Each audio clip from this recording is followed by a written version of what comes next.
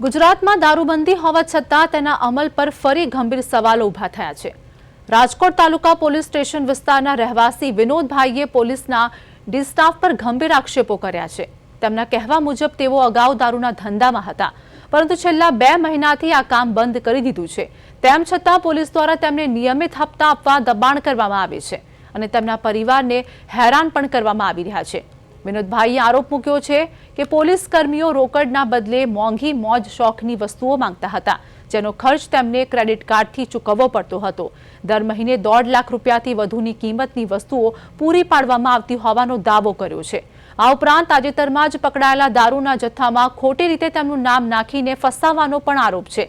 વધુમાં જણાવ્યું કે રાજકોટ તાલુકા વિસ્તારમાં 50થી વધુ દેશી દારૂના અડ્ડાઓ ચાલી રહ્યા છે અને દરેક અડ્ડા પરથી પોલીસ દ્વારા માસિક હપ્તો લેવાય છે।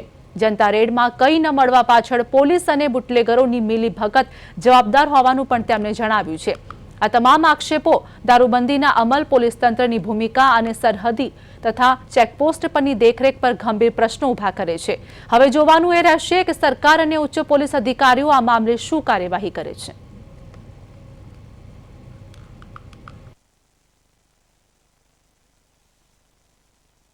થોડાક દિવસ પહેલા તમે ઘરે આવ્યા હતા, ત્યારે શું થયું? આગળ ક્યાંક માલ પકડાયો હતો, માલ દારૂ પકડાયો હતો। મારે કાંઈ લેવા નથી। મારા ઘરે આવીને મારું વાઈફાઈ ચોરી ગયા। મારું વાઈફાઈ શું કામ ચોર્યું છે?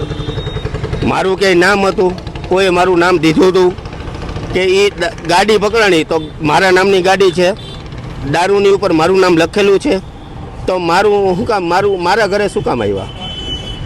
શું કહેશો? તમને હવે માંગ શું છે તમારી? મારી માંગ એ છે કે મને હેરાન કરવાનું બંધ કરી દે। હું ગરીબ માણસ છું, હું એક પગે ને કાંઠે ઇન્જર છું, તો મને થોડોક ન્યાય મળે। અત્યારે તમે શું કરો છો? હું અત્યારે ફ્રૂટનો ધંધો કરું છું।